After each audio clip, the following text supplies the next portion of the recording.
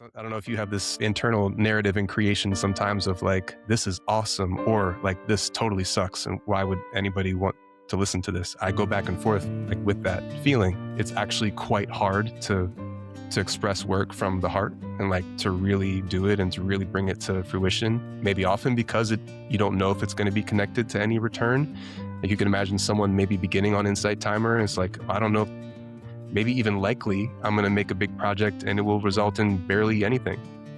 So why do it? In the little world of Insight Timer, there's so many people, so many courses, but I feel pretty confident that probably most people will not put in this kind of effort to create something. And so something about that allows me to release insecurity or fear that I'm not doing enough to put this effort in. So in a certain way, it's like a relief, I guess, of my own fears just by like dedicating the time and energy to create in this way.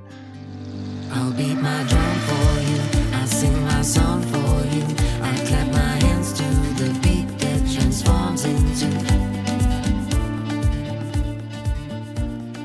Hello there, friends. Welcome to another episode of the Art and Business of Meditation podcast. I get to have another one with my friend, Charles Freligh. So Charles, welcome back to the show. Yeah, thanks for having me. Cool to be with you to sort of re-emerge or emerge in a new way into what this is now. Yeah, and I loved the invitation that you shared with me only just yesterday. Hey, Lou, you want to jump in on a recording? Like, because you've been working on a new course, and that's significant. And I think maybe we should start with not assuming that everyone listening right now knows the gravitas of like the work that you've been doing over the past couple of years. And so, not don't have to give like a whole arch of what you do, but let's just focus on the courses that you've been creating on Insight Timer, and just maybe for those that are newer, they don't know who you are, like what's been happening for you in the last couple of years and the success of the courses that you've been creating. Sure. Yeah. So now I think I have like maybe 8 or so courses on Insight Timer back from the very beginning of them having courses be a thing. And before there was any way to earn an income based on Insight Timer. And the courses is what made that a possible thing. And yes, I guess I would have made 6 up until the one that I made that was on the Tao Te Ching, which actually came through a conversation that you and I had. Like, I think you implanted the idea of a longer course in my mind. And then I just wanted to try going for a longer course. And then I looked up on Insight Timer, what is the longest course currently? And it was like 79 sessions long. And so I was like, okay, cool. Let me try to make something longer than that. And then what might that be? And actually, I always have a copy of the Tao Te Ching like around me. I have it right here on my desk. And then the Tao Te Ching is 81 sessions long, 81 entries long. And I was like, that's just perfect. And then, but that was also a massive undertaking, but I like just committed in my mind. I wanted to try, like it felt like a good challenge to make a very long course. And then my way of doing that was that each one would be short, it was 6 minutes and 43 seconds based on the background track, which was helpful too, to have like a container to fit each one in. And so then I made that course and it felt like it really opened something for me via like putting in that kind of effort into a creative project. And then, so that was unexpectedly, but in retrospect, it's like so fitting of the Tao of like, just give your effort to something that feels intrinsically meaningful. And then it became like by many times my most quote unquote successful thing that I have ever offered, like in terms of a return, an outcome return. And so my income on Insight Timer went up very significantly relative to what it had been in the past based on the performance of that course. And so then a year passed and I wanted to try making something else in a similar vein, like, because it just felt like a really good sort of model for me. And at that point I was at 83 and 83 sessions in the Tao course. And I was like, why not go for 100 since I'm there? And so that was like, well, what could 100 be? And I decided on an 111-day course on Zen, because Zen is like I love the Tao, and like the Tao and Zen are probably my 2 favorite languages of this stuff, the spiritual stuff. But Zen is a bit more like me, I think, or at least I have more experience with Zen in a variety of ways. And so then I made one called the Zen Path. That's 111 sessions long, but each one just 5 minutes. So it was like longer and shorter than the Tao one. And then I've just been like, it's just unlocked a new form of creation for me, and I've noticed how much it impacts me and changes me to actually go through the process of making such a big project. I think the first thing that impacted that for me was writing a book, which I imagine you might be able to connect to, just the effort that it takes to actually bring something like that to completion, even if it whether or not it has a financial return is like inevitably it has like an intrinsic return or a certain value just to, I think, put the effort in to bring something like that to completion. So yeah, then that brought me to that was in April of last year that I finished the Zen course, and now I'm in the point of creating my next one, which I've called the God Note. And I can maybe share more about what it is without going on too much further in one response. But that's what's kind of brought me here. I knew that you decided to be like, okay, what's the longest course? But it's so interesting that it was actually just a little bit long. Like the Dow just worked out that it was just worked out perfectly that it was a little bit longer. And I'm wondering Yeah. if there was a course that was 90 days, like maybe you've been like, oh, the Dow wouldn't work for it, or who knows? It probably would have made sense to come through, and you could have added a couple days here and there to make it. I'm sure like that 90-day course, just like imagine you did in Zen. But Mhm. yeah, I just love the story, and I love I've repeated this on here, I think, before in different ways, maybe not even with you. I think I might have even shared because sometimes I use you as an example if I'm like creating a video. But I remember you creating the Dow course without the understanding back then, before I think it was even before self upload, and you didn't even realize if Insight Timer would approve it. And you're like, you know what? I don't even care. Like I'll publish this on Spotify if Insight Timer didn't approve it, which is just it speaks to the heart of the creation process beyond it being this phenomenal success that it has become. Yeah, and that was the first big project. I mean, it was the first big project post my writing my book, and I think writing the book. Which, by the way, if you on video, we got Charles the Will to Do Nothing behind me. If you can see Oh, yeah, the lower, but I don't know if having you've one. noticed that yet. Yeah, Yeah. how cool. Yeah, what a cool thing.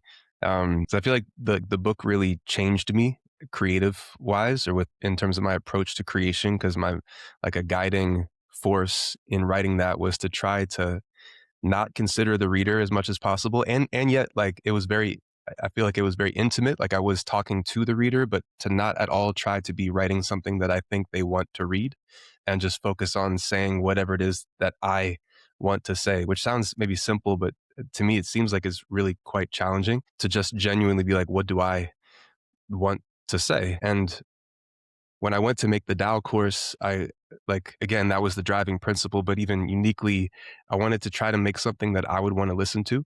Because I noticed that and I still love like everything else that I've created on Insight Timer, but they wouldn't be things that I would listen to. And I wanted to like that just it was interesting. Like it didn't equate for me. Like I think I should be making stuff that I would choose to listen to. But I was like, thinking of some listener that's not like me, that maybe wouldn't like the same stuff that I would like, which maybe that has its place too. But that felt like a meaningful shift of like just trying to have that be the main barometer for what I'm creating. Like, would I like this? Which is actually like kind of a challenging barometer to meet in ways. And then in ways, it's also quite simplifying because I can just listen to stuff like, what do I like? Yeah, I like listening to this. Why do I like listening to this? It mainly comes back to just the feeling of it. Like it's a certain feeling that I can just trust and follow. And yeah, that was my main force in the Tao course. And I think increasingly that's become my main compass, even though it kind of inherently goes along with a lack of knowing what I'll get out of it or, a lack of certainty in terms of the outcome. But just, I guess that seems like a necessary cost of creating in this way. It sounds like the difference between art and teaching, because I can play devil's advocate for some people listening here and actually say so many people need to hear like the thing that you think is so basic, the thing that you think is so simple, and like, oh, everyone knows this already. And so let's say if you were doing a meditation on following your breath and be like, oh man, there's thousands, millions of meditations on like breathing here or whatnot. But actually, to someone that might be their first time, or to someone they need to hear you do it, even though you wouldn't want to listen to that meditation of yourself doing it, or you And so like yeah, how do you, because I'm imagining, I know you've taught like a course in college where you had to probably say things that are like, yeah, I've heard this before, right? I need to teach it to someone else. And so yeah, I Yeah, don't think we've talked about this before. Like, do you have to separate from teacher to really embody artist because it's for you? And then is there a role for you being a teacher where there is like, I've said this thousands of times before, I don't really need to hear this again, but this is helpful for people. Like, how does that balance yeah. in that? It is a really good question. I haven't considered the distinction between artist and teacher in that way before, and I'll have to think about it more because the thing that came up in my mind is like maybe the artist is the greatest teacher or something. I don't have to actually put Yeah, sure. terms on it in that way, but I'm also thinking like they're not necessarily mutually exclusive because in ways like this project that I'm creating now, it's like the simplest maybe thing that I've made in some ways. It's not the simplest in terms of like I'm not including a lot of explanation where I would have in the past or in earlier projects. It's like, really kind of holding someone's hand and taking them through like explaining this concept or something. So there's not a lot of that. But here, like most of what I'm saying is like really quite simple and sparse. But it's making me think of like I mean, some of the things that I do listen to and still like to listen to, they might be saying some of those really basic, simple things. But I think maybe that's what it is that I'm drawn to increasingly is less them telling you about it and more it's like you just feel it as they're saying it, if that makes Mm. sense. So like what I wouldn't maybe like is someone lecturing like in a teacher style. Not to say that that's good or bad or that isn't a role someone should play, but where still the same message can be expressed, but is maybe more artful or you're more just like brought into a feeling or an experience. I'm thinking of like Thich Nhat Hanh is someone that can do that for me and obviously for so many. Like he can describe the simplest thing, like, about the inhale and the exhale, like, something just like I am breathing right now and now I'm exhaling and now I'm inhaling. But the way he says it is like it's not conceptual and it's the simplest of message that you've probably heard 1,000 times, but just maybe the way that he shares it is like, oh yeah, that's true. Like it lands in a deeper way. So yeah, I don't know how yeah, you could tell me what you think about how that goes along with the distinction between teacher and artist, though that does feel meaningful to me of like increasingly if I had to call myself something, which I don't have to, but if I had to, like artist feels more true, but I can still be in the teacher role as an artist, if that makes sense. 100%. And I think I will lean to the results that you have received from leaning into that, right? Of like actually when you do lean into that, Rick Rubin obviously talks a lot about this a lot in the creative act around making it for yourself and that being like the art and the creative project. And that's what so much of why this is the art of meditation is helping people find that in their way, like whatever, whether it's through meditation, whether it's just through their business in general, it's like how to bring more of what's exciting you, what's connecting to you, what's feeling alive for you into it. And yeah, I don't know. I wouldn't say you don't have to not do it. Like I think there's things that let's say I've been doing a lot more educational content on YouTube specific to Insight Timer. And I don't want to say it's not creative, but it's more hard and fast ideas or thoughts that I have around strategy or how to approach it. And yet, am I in my most like highest creative expression when when sharing it? Maybe not. And it's helpful and been holding Yeah. kind of both end and also separating kind of how I approach my work and still creating stuff on Insight Timer as the art. And then also, all right, helping people along that process too, because it's just something that I feel called to do. Yeah. That's just making me think of like the word realness. And maybe that even gets closer to it for me than art of like there could be something that's expressed in a quite quote unquote artistic way, or there could be like you sharing about Insight Timer, just like these are steps. Mm. to creating. But if you do it in a real way, it just feels real. It might be no less like art ultimately than something that's like a poem, or maybe even it could get closer in some ways, if especially because poetry is kind of hard because it's easy to try too hard. Like then you move into the like you're trying to be impactful that can, I think, easily move away from the realness. Whereas maybe if you're just talking about Insight Timer and you can just like be just real. I feel like I'm curious because you've been making some more video content, and something I've realized in like in making this course increasingly with creating something that is recorded, like the possibly incredibly challenging art form to capture something that's real in a recorded way. Even if it's like the simple, talking about Insight Timer, like it could be so real if we're just having a conversation. Hopefully it feels this way now in this, but this is recorded. So there's probably some element too of like, some of that energy present. But that seems to me to be a big part of the, I guess, artistic expression thing. Like how do you actually express something that could be so easy to express if not for recording it and exposing it in a public way, but that causes it to be really challenging to get that out. But then if you can somehow get the real thing out in a recorded way, like it doesn't really matter what it is. Maybe it's just, someone sees it or hears it or whatever it is. And then it's just like, oh, that feels real. And it just feels good, like to witness it or experience it. Yeah, real is refreshing. I think like people are just like, oh yeah, like okay.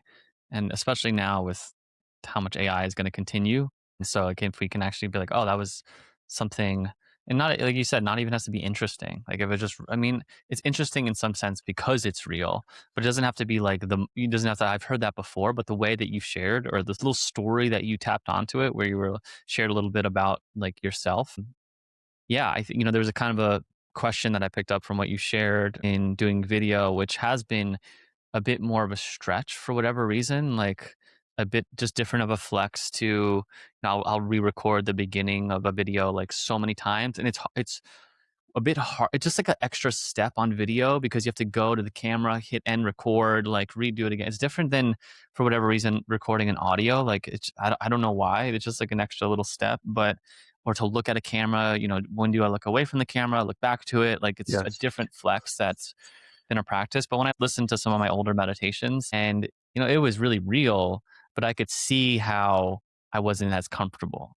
Yeah. And so it's like the same thing with anything. Like you have to kind of be in getting comfortable for it being uncomfortable. And sometimes that is real too. Like there's a way that it's actually really real for you to be a little awkward on camera, and that's actually Yeah. probably authentic. Yeah, and then you might wanna, like, be able to, like, recollect, like, bring that back in some way, but then you're, like, forcing being awkward, which you can't do. I mean, you speak to the essence of trying is so important. It's such a spiritual truth. I think there's like a Bible verse that comes to mind. It's like don't let you like when your left hand don't let your left hand know what your right hand does. Like it's like the idea of I've been thinking of like generosity or giving. It's like the idea to think of yourself as special, or you did a good thing because you gave. It's like look at this good thing I did. Once you're saying that, it's not really a good thing because you're doing it to get this kind of feeling. It's Right. almost more. It's really the most generous person is just like, oh, that was generous. Like if you they're not consciously aware of like this is just the thing to do. It's just the same thing with creating. Like if I need to be more confident on camera. Okay, here's me being more. Once you start trying, you're like, oh, do I come across as confident? Okay, I don't even realize. And so it's weird though because if you're an actor, like you have to practice. There's a balance here between trying and trying so much that you don't have to try anymore. I don't Yeah. know. We're getting a little Like bit into the so weeds here, it's like but you can't do that right away. You have to you have to do it enough, and then maybe you reach a point where it can come through in maybe the most natural way. Uh Yeah, I've been thinking about that recently. Like, then maybe that's mastery, where the actor is no longer acting, and that's the best acting because it's like, oh, like you're not even thinking about them acting versus watching a show, and it's like this is clearly scripted, and it doesn't, it's not enjoyable, or it takes you out of it in the way where someone is delivering a scene, and you're just like, it's just so real. I think we were talking about that with like stand-up comedians maybe recently, and just someone who that maybe the content is like so simple, but they're able to deliver it in such a natural way, and it has such an impact versus someone who's obviously trying very hard. But then again, maybe you have to, if you're willing to keep going and like trying hard, maybe you eventually reach the place where something natural can come through. There's a quote that, and I can just share in the new project, the God Note. It's been pretty fun for me. I've given myself the constraint of not using any quotes or references to any traditions. At least as I experience it, like they're all talking about the same thing. The Zen is and the Tao, or these are different languages to talking about the same stuff that can't really be talked about. And so I wanted to try one. Obviously, some might have a connotation with the word God and say, like, okay, it's from this perspective, but it has nothing to do with Christianity, this course. Actually, like, God for me, for whatever reason, feels the least attached to any tradition just recently, more recently for me. And so that's like the term comes from somewhere else too, in my experience. But so I gave myself that limitation of no quotes, no references, 'cause I love to use those. But it felt like a useful artistic growth challenge to like not be able to. Also felt kind of liberating to not have to be like, oh, this quote would be perfect here, but here I don't have the option to use it. So just throw it out. But at a certain point, I was like, I'm going to use one. Um, so I break the rule. So I'm just going to use this one for the whole course. And it's because I don't think I've used it in other stuff that I've recorded before. And it feels so appropriate to the like what I'm attempting to share. It's a Miles Davis quote, and it goes, "It takes a long time to sound like yourself." And it's a really powerful one for me. I think it speaks exactly to what we're talking about. Like it takes a long time to sound like yourself, which sounds like kind of absurd, and in a way it is, but certainly at least in sounding like yourself in a place that is kind of performance or a recording or a video or a musician like Miles Davis or whatever it is, someone who's able to just express their most natural thing in a performance, like sounding like yourself. But it takes a long time to do that. And it's felt like that for me. Like, and maybe I don't know where I am in that process or if I'll ever, really fully sound like myself in a recorded project, but it's felt like the Tao and Zen have gone a long way. Each time I finish the course, I'm like, I wish I could start over again because like now I feel so much more natural. Like from when I started, doing the Tao course or after the Zen course, it's like I'm just kind of getting into the rhythm now of like this feels better, and I imagine I'll probably feel the same way at the end of this course. But hopefully that also means increasingly I'm becoming more and more, natural or sounding increasingly like myself the more that I'm willing to like give everything that I have to creating in this way. It's a profound quote. It reminds me of Joseph Campbell's "The Journey of a Lifetime is Becoming Who You Are." And I think what both of them are speaking to, a little different context with maybe performance and like art versus just being who you are, is just the conditioning that we grow up with that's shutting that down in so many ways of what we're supposed to do, how the roles we're supposed to live up to, the things that happen when we're younger that cause us to shut down that we hold. And that's why a lot of us that go on a quote unquote healing or spiritual path to develop and to come more into not living out of this survival strategy or not living out of this protective mechanism and actually being who we are, which it takes a while. It takes a while to go on that path. So I think that was a wise one. I love that you're using it from like, I always love when we can bring quotes that are not spiritual teachers or other spiritual texts. It's like from other areas and arenas. I think those sometimes are the most sticky because it's like, oh, I haven't heard a Miles Davis quote on Insight Timer. Like Mhm. that's gonna stick in a new way. So maybe let's take back to like the journey from Tao, which took about a year, right? The Tao and the Zen course, I think both for you took a year to create and publish Yeah, ish. like all things considered, yeah.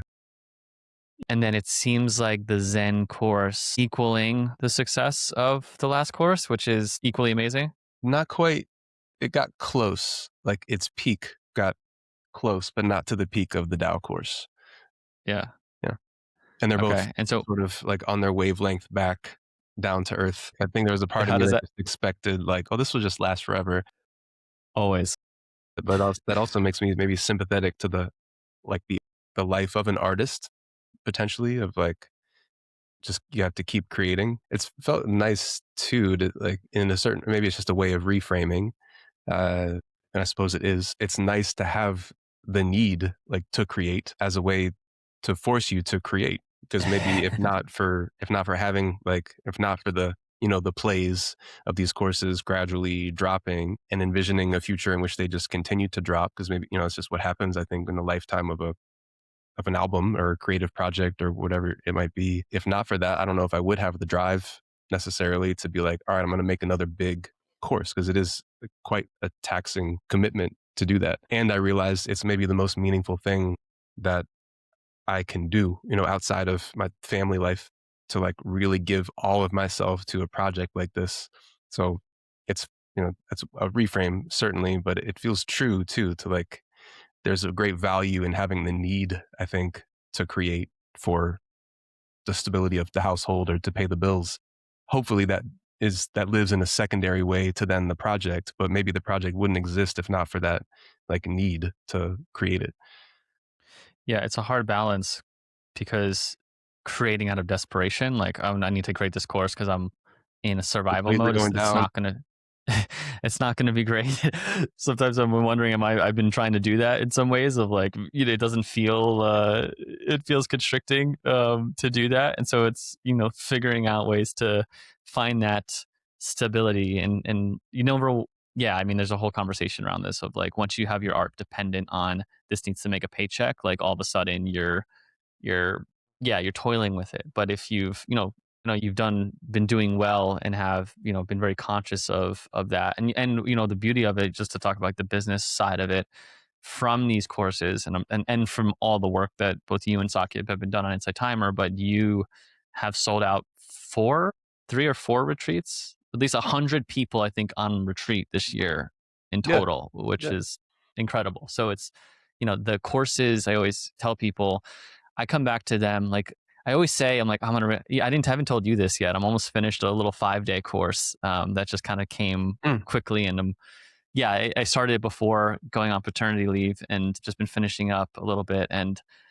it's like I always say I'm going to be done creating courses, but then it always feels like in so many ways the most useful use of my time just because it impacts the most people. And then it often leads to downstream effects, whether mhm. that's clients, whether that's if you run retreats, like they're joining your retreats, there's something about people spending time with you. The longer they spend time, which courses give that, the more that they're going to go deeper into other aspects. So it's not just like the courses specifically, right, that you're getting paid for. Yeah, totally. I mean, the Dow course, that was the first one that I made, and I was like, I'm going to do a weekly live session on Insight Timer connected to the course, as a way of like, I put all this effort in. What can I do to regularly keep like feeding it? And then that just became a really cool thing. And then like that just increasingly new people are finding the course, but then they're also like, there's a little community sort of feeling established around it. And I've been doing that Monday or that Wednesday live session for like every Wednesday for like the past maybe 3 years or 2 to 3 years at this point. And then when I did the Zen course, I added that. So there's a Monday Zen one and a Wednesday Tao one. And I feel like those go a long way in terms of my own sort of ecosystem because I can share about retreats there and like people expect it now. And I have sort of regular returners, but there'll always be like somebody new popping in and maybe that's a new person in the course. They go through the whole course. Maybe they, go to my website and that's where essentially all of my individual clients over the past like year or so come from the Dow course. It seems, I mean, certainly from Insight Timer, other than just like the rare occasion, but it seems like they're all just coming from the Dow course. Yeah. So yeah, certainly, like it depends on how you approach it too. If I think it does maybe require continually nurturing it in different ways, but it certainly can be much more than just the plays of the course itself. Yeah, you have it so dialed in with the length of the course, the weekly lives. Like I was going live weekly with my newer course, and I don't know, like the format of just it's the day I'm going to talk a little about it, not really have that much of a plan. Like I don't know, there was some good energy in the beginning, and then it just felt like I don't know if I can do this for 22 weeks. Like Mhm. it just didn't. It just didn't. The format of it was just like I don't know. I also had a big break, so maybe I'll come back to it. But man, it's so cool to see how dialed in that you have it with lives, courses, retreats, like just incredible. So let's talk about, you have these two new courses, and then it's, why not do the, and I think you're planning to do this course, but the 100-day course on this next text, right? The Upanishads, Yes. the Bible, the, whatever, insert Yeah. spiritual text. That was yeah, because that was my plan. It was gonna be the Yoga Sutras, and then it just evolved into this project. I can't really say exactly how, in at least in the way I create and try to not contrive as much as you need to contrive and plan and create a path, but I also like to try to be as receptive as possible to just life happening while contriving something and just like I don't really recall what happened. I do know kind of exactly the moment, but something must have been leading up to this where the shift occurred. And maybe I can talk about that. But yeah, like it was like, yeah, here's a format, here's a formula. It works. Why don't I approach the next text? And I think I will do that later this year, the Upanishads. And I love it. I love that approach because it also means that I like dive way more deeply into this thing than I ever have before. And I've read the Upanishads a few times, but like just to go deeply into the Upanishads and attempt to share it through my lens. Like I'm pretty excited about that. And then, but I don't know if you have this thing too. Like, yeah, that makes sense, and it's like a clear approach. So there's a part of me that just wants to be like, all right, so throw that out, and like let's find something new and like fresh. Mainly for myself. It doesn't mean that I have to throw it out completely because it can come back. And I've also been viewing this as it could be nice. So this is the God Note, this new course, and it's my attempt to express this stuff myself with no reference to quotes or traditions. And I was like, it could be, who knows what will happen in the future, but it could be like the God Note 2 and the God Note 3 and so on and so forth. And in each time I make one, I have the same rule of no quotes, no references. Here's my attempt to express this stuff. And it's also like this one has evolved into a bit of a story. So it's like a meditation story essentially that goes through its a certain progression. And I remember a few years ago wanting to try writing a novel, and I still plan to do that. But it's like I've kind of found myself doing that in this, but in a course format. So I don't know, something I try to follow the energy that is most alive, and this one just kind of like happened. I heard a comedian the other day talking about ideas, and like an idea will come and it's driving the car and you just have to get in. Like you don't know where it's going, but you have to get in the car. And when you try to drive the car, that's usually like a not a great idea. Like you have to be, open to it and ready. It's like, they were saying like the car arrives at the house, they're honking on the horn and like you're in your PJs, they're just like, get out here, we got to go. And like, why, where are we going? Don't worry about it. Get in. And then you just have to like get in. And then eventually you find out maybe where it was going. But that's what this one has felt like. It's just like all of a sudden I was driving in the car with my son to preschool and we were singing a song together in the car. I just called to say I love you, the Stevie Wonder song, and we stopped at a stoplight and I like saw him in the rearview mirror and we're singing the song together. And I was just like really struck by the power of that feeling and just that moment. And that I've used the term the God Note in the past to refer to music. And like I hear a certain song or even just a certain little part of a song, it's like that hit the God Note for me of just like something that's like just, goosebumps, or it just takes you into something real, I guess maybe is a way to describe it. And I guess any kind of song or any kind of experience could give you that feeling. And I just noticed in that moment, it's like, that's the God Note. And it felt just like, that's the course that I want to make. Just something about that feeling that I think the Yoga Sutras is talking about, and Zen is talking about, the Tao is talking about, the Upanishads are talking about. It seems to me that's what it's all talking about, is just that like that feeling that you could describe it in many different ways of interconnectedness, of beyond time and space, just that like, takes you totally out of the ego, out of the story of everything, puts everything into perspective until very quickly you're back into the, like the ego mind or the whatever it is. So I was just quite struck. I was like, okay, clearly that's what the course is now. And then it's just sort of been unfolding since then. What's felt like in the creation process, what's been different in this one than the others? Or maybe it's been the same. I don't know, like your process, which is a little different than mine. Maybe you could speak to that too, of trying to do a one a day, like fully writing, recording, editing, having it done. I tend to lean on to I write the whole thing and then I'll like recording and editing are a completely separate phase. But yeah, maybe what's been different, what's been the same, and a little bit more on just process. Yeah, because the Zen one is where I tried out that format because I was like, if I'm going to make 111, I need to, come up with some approach where I can get that done in a relatively, realistic time frame. If I just kind of go about it like this could take me years and I'll probably give up. So it's like, how can I make it a very tangible approach, like a, quote unquote smart goal, where it's like, okay, I can see when I'll finish this course if I do it one a day, um, I can get to the end, and I can see that. And one a day is like, for me anyways, it's a lot, um, to do to fit it in, but I can do that. Like I can get that done. And so that was the approach that I took last time. When I got to 74 of that, I think it was 74, I got sick.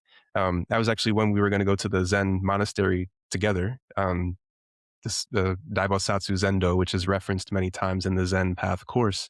I was going to go there. And then at that point, I got sick. And so it forced me to stop that approach, but then that was really valuable to have that stop. And then like I started listening back from the beginning, and it just impacted everything having that stop. But that's just the Tao, or that's how life works, I think.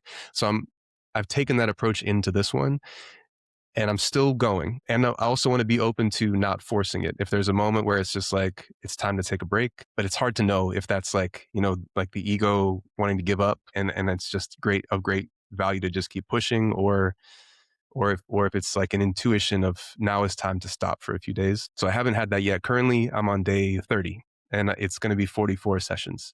So I'm, actually relatively close to the completion of it. But again, I don't want to rush or force at all. There is something quite that I've noticed, like quite meaningful to me about the one a day approach, as opposed to if I was to write it out to begin with, at least for me, or you could tell me what you think about this. It changes when I say it out loud or when I speak it out loud. There's something about the writing of it, and then, or maybe you're also reading it out loud, like as you're writing it. So it's already in sort of the spoken medium by that point. But there's something, so there's that element of it, but there's also something has been quite meaningful to me about discovering it, like, and staying in that energy of genuinely discovering it as I'm creating it. So it's like it's happening, it's unfolding very literally as the person is listening to it. Like I don't know what I'm going to talk about. I have an idea, like, because each session kind of leads into the next one, and I have some overarching map idea, but I also want to be willing to throw that out if the present moment shows me something different. So it's like, I don't know, there's something I trust about creating from the present moment, that it will connect to present moment energy, kind of like no matter what I say, if that makes sense.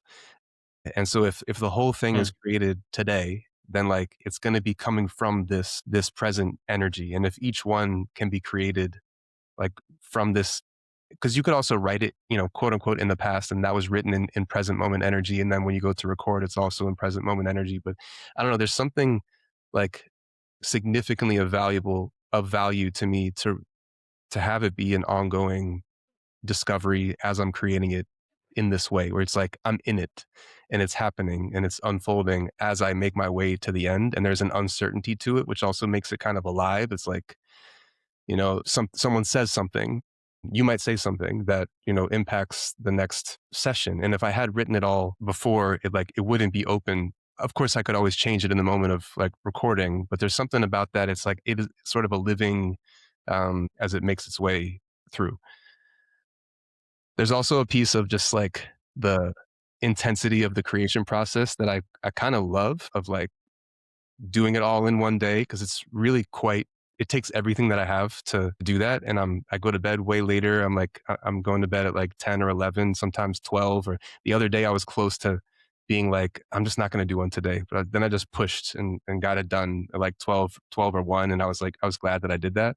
There's something about that in terms of the work ethic piece of it that feels really just like a good energy or good practice like to be in for this condensed period of time. Yeah, I mean, it's you chop the wood, right? Your family's got the fire, right? You knocked off that day. You fed the, you did the table, you did the Hmm. now into the world and achieve the thing that you set out to do that day, which I think you can lay your head down at night and be like, okay, I did that day. Tomorrow, I wake up and I do the next thing.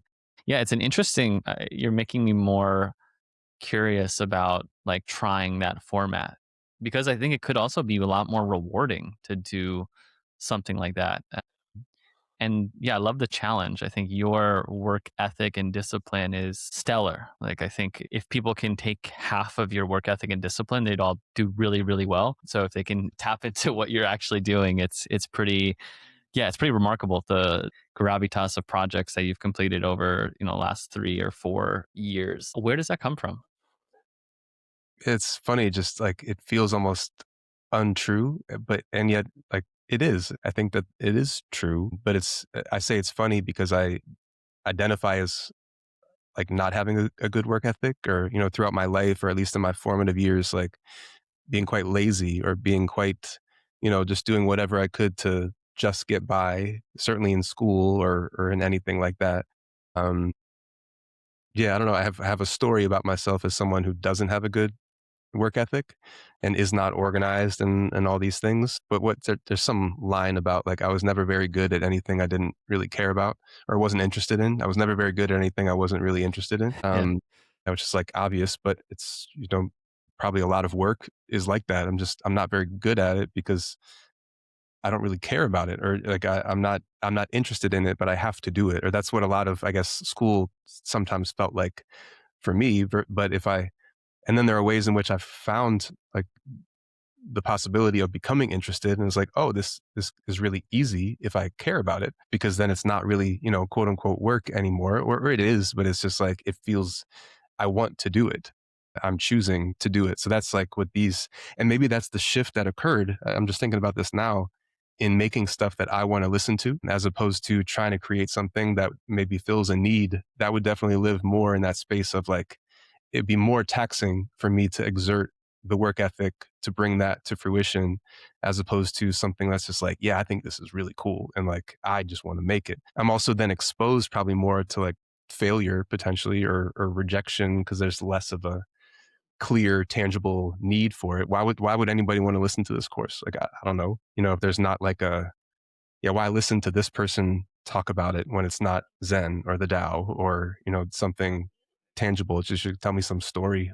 What there's my mind says that sometimes. So, I don't know if you have this internal narrative in creation sometimes of like, this is awesome or like this totally sucks. And why would anybody want to listen to this? I go back and forth like with that feeling increasingly I've been more in the energy of like this is awesome, but it's when it's also maybe more in the space of I don't know if anybody will like this, but it's like it's I'm just letting myself be as creative as I want to be.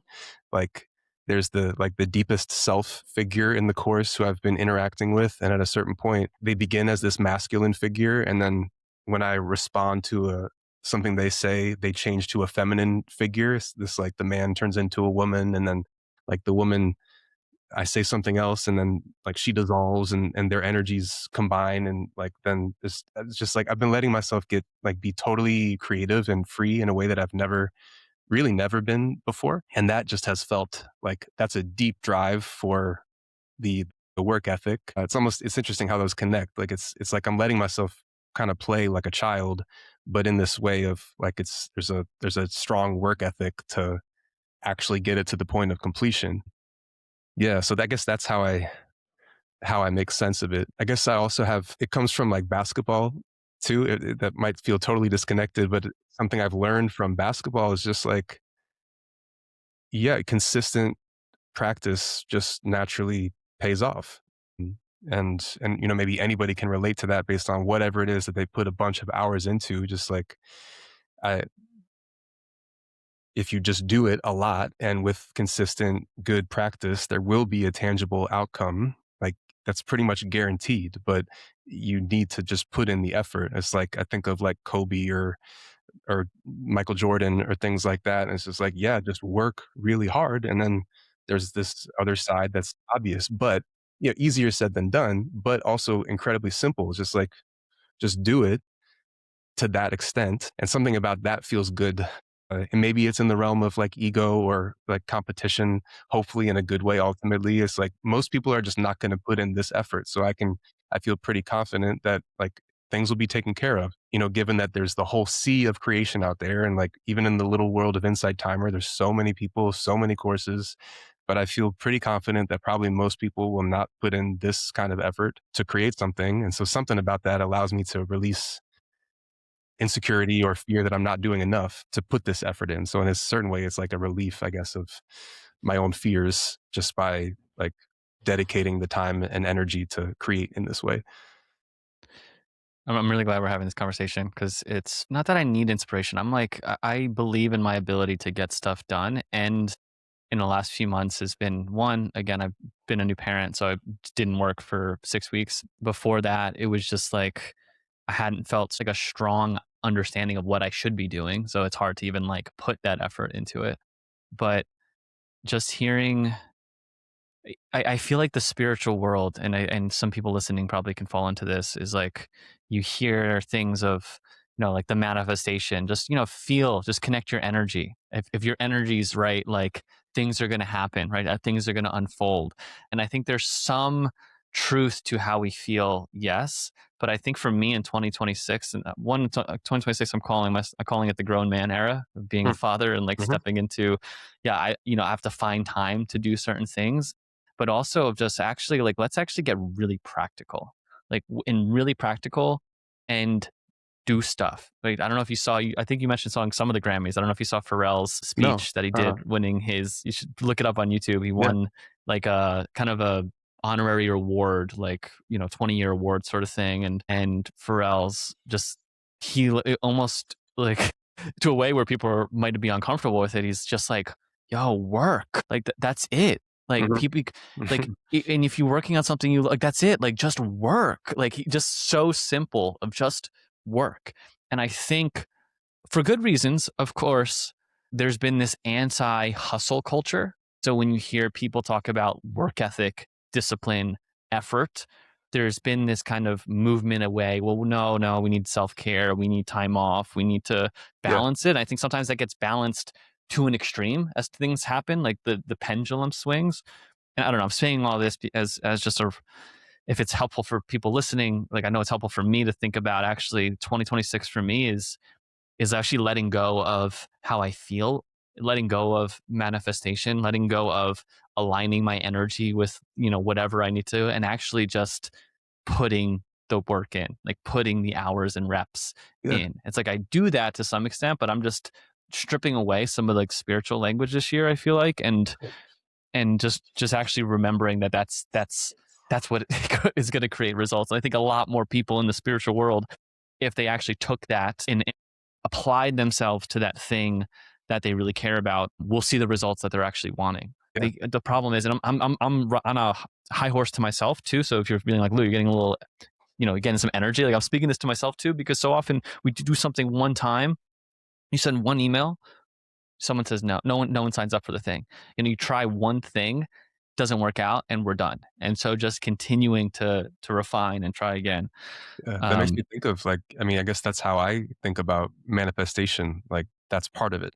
Like because there's like connecting to what feels real, or I guess however you would call that part of manifestation, which is like letting go of doing anything and just getting really sensitive to that like inner knowing or whatever you want to call it. But then to me, the manifestation of it is like, okay, I've got that, and now it's up to me to also interact with it and make it real and like make decisions in my life and like put it into action and into tangible creation or expression. And then that's also going to allow me to get even more kind of feedback from the universe of like, that's not quite it. Or this, even with like, I'll go back to writing my book. In retrospect, this is how I understand it of like, that was a project that had no real outcome, like financially at least. There's a real deep intrinsic outcome in just having this book. It's like I can look at it and say, I made this and this is what I wanted to make. But I think it significantly impacted everything that I've created since that point, and totally is present in the Tao course and the Zen course and this one. I've been thinking about it a lot recently because I've in the creation of this course, I feel the most like I felt when I was writing the book, which maybe means this will also be, like similarly not necessarily outcome successful. I don't want it, like I don't know what it will be. Um, Long term, you uh, don't know what that book's got in it. yeah, sure, but that doesn't take anything away from the value of, I think, putting in the effort. Like that was a part of manifesting something that I do think was connected ultimately with tangible, real world outcome return things. It also reminds me of, like you just mentioned, Pharrell, and someone who inspires me is J. Cole, the rapper. And I've seen him talk about the creative process, and something he's talked about is how, like, yeah, music creation is for the most part a lot of fun, but it's also a lot of work. And there are off like all these times like I don't want to go in the studio and I don't feel inspired, but I make myself do it. And that to him, that's part of like the practice. Cause you could like maybe on that, like you said, that extreme that you were describing, it's like, it should never feel that way. Or like it should always feel inspired or enjoyable or energizing. But to me, that like that's even some of the beauty of the creative process. Like, I'm in here shouting about the lawnmower going off like nearby, and I'm trying to get this thing done, or it's like, I mean, like I don't want to create today, or like there's like a beauty in the challenge. I think that we talked about this recently. I think like to get to the end of a project like this, that makes the feeling of like relief and fulfillment so much more impactful the more difficult that it was, like to get to the point of creation. And maybe someone who doesn't engage in that kind of pain willingly is missing out on that part of things, opting for just like more immediate comfort. But to me, I think you might be missing like the point, if you don't go through the like it's an exertion. In the course, it's corny, but I kind of liked it. I was talking about how this is actually quite hard work for me to make this. And I'm sure other people have talked about it this way, but it was like heart work. It's like, it's actually quite hard to express work from the heart and like to really do it and to really bring it to fruition. Maybe often because you don't know if it's going to be connected to any return. Like you can imagine someone maybe beginning on Insight Timer, and it's like, I don't know, maybe even likely I'm going to make a big project and it will result in barely anything. So why do it? But it, to me, it does have this like deep intrinsic value just to create. And maybe this is only in hindsight, but I think at this point I can trust that if I am doing work like this, it does connect to some return. And I don't know when that will be or how that will happen or look. And maybe it isn't directly connected to this course, or it is, but I feel like I have a deep faith that if I do work and create from this place, then naturally, the universe has a reciprocal energy, because that is the energy of the universe through me if I'm willing to like bring it into tangible fruition. Carl sent me over one day. What day was it of the course? Once I love that's 44. I'm a big 44 fan. Oh, nice. As much You as I have to said, I'm tell me not being why. woo woo this year, but Yeah. I love Yeah. 44. It was day 29. Day 29. Yeah. Okay.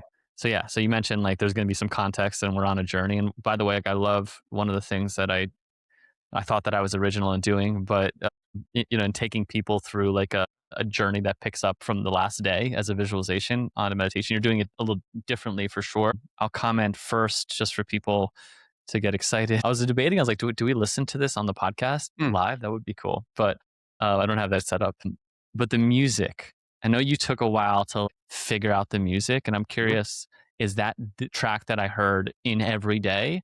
And I'll just say on that day specifically, um, it really works. Like it's really good. First, I'm like, it was like what was it, like a rain sound or Yeah, there's like ocean waves at the ocean wave? beginning, Okay, and then the ocean waves kind of fade out, and then there's rain that comes in, and there's a little bit of fire, but those are quite are those subtle. different tracks or is that all one track? Those are each different Okay, pieces of the track. Yeah, those are different. They're just like nature sound elements.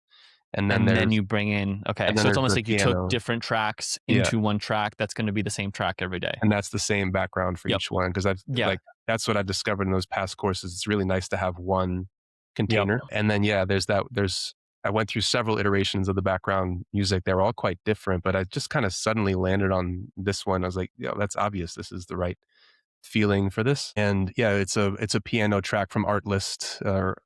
Is that how you say it? Artlist, the Artlist. website. Yeah, Yeah, yeah. that you get, you pay for the service and you have access to these tracks. And but then I went in and edited the track pretty significantly because there are parts that like there were notes that just I felt like took me out of the feeling, and I wherever I could I just removed those, and I also repeated certain parts because there's one part that it played right in the middle, and I was like, I love that part. I need it to go for longer or to happen again.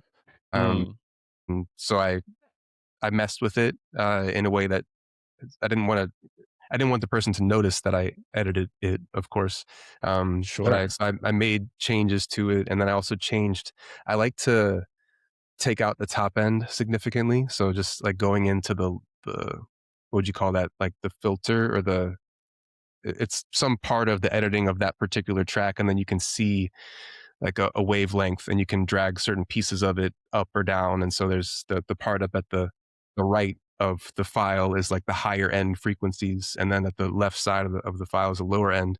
And I like to not always, but many times take out the high end because sometimes that will bring me out of the certain frequency. And so if you listen to the track, there's not a lot of high end like trebly kind of sounds in the piano. It's like pretty like earthy and deep and low, almost like percussion. So yeah, I played with that part, and then it's nice with that too because it's pretty. It has a lot of breathing room. So I've throughout the whole course, but really even increasingly, like the words are landing in certain spots, and then the musical notes kind of indicate where to not be saying anything, where to let something breathe for a little while. I've come across there's like three landing points. Like there's the first one that's right before the piano comes in because there's 33 seconds before the first piano comes in, so that's like a little chunk.